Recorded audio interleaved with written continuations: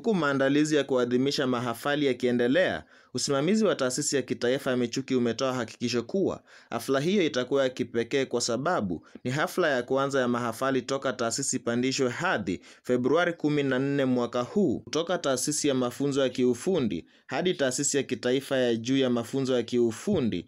Mkuu wa masuala ya wanafunzi alifafanua kuwa hadhi hii mpya itasaidia kuwapa wahitimu nafasi zaidi bila kusahau wanafunzi wanaoendelea na masomo yao. We are expecting the student life to change drastically. One, we can say when it was Michuki Technical Training Institute and again translating to the Michuki National Polytechnic, of course the career market, the job opportunity for the student, we can say it has increased. Because now the students, when they will be graduates, they will now seek for job opportunities by the new name, which is higher, as a national polytechnic.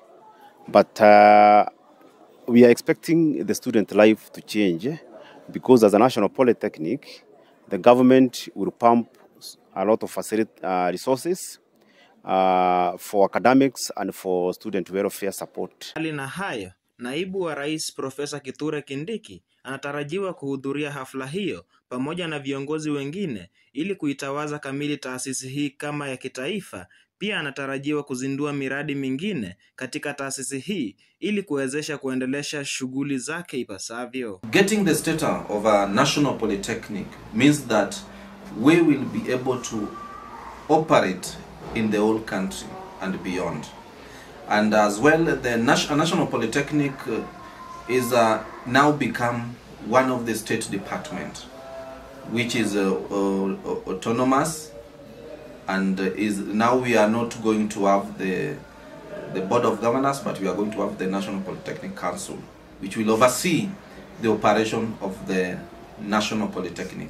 Wanafunzi katika chuo hiki pia waliweza kudhihirisha furaha yao, huku baadhi yao wakisema mabadiliko haya yatawezesha kupata mafunzo bora na ya hali ya juu. Our first graduation as a National Polytechnic is not only a graduation ceremony, but also an inauguration ceremony to officially as now a National Polytechnic.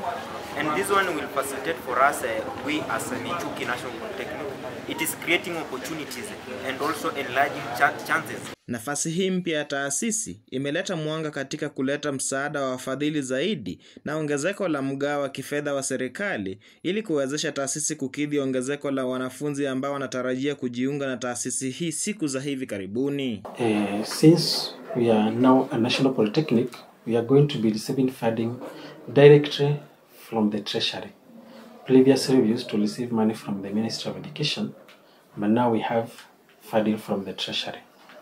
Also on funding, donors who come to Kenya and they are interested in funding education, they are directed to National Polytechnic to do the funding. So we hope the donors through the Ministry of Education will be coming to facilitate us financially. Istoshe, usimamizi wa taasisi hii ya Michuki umetoa hakikisho kwa wanafunzi wake kuwa usalama wa hali ya juu utaendelea kuimarishwa kila wakati ili kukabiliana na visa ambavyo vinaweza kuwaathiri wanafunzi. Mbali na hayo, wanafunzi ambao wanaendeleza masomo yao katika taasisi hii ya kitaifa ya Michuki wametakiwa kuwa na ushirikiano, mwanzo umoja ni nguvu. Pia wametakiwa kuwa na nidhamu ili waweze kutimiza ndoto zao. Nikiripotia kituo cha habari cha Mina kutoka eneo bunge la Kangema, kaunti ya Murang'a, jina langu ni Adoli Alan.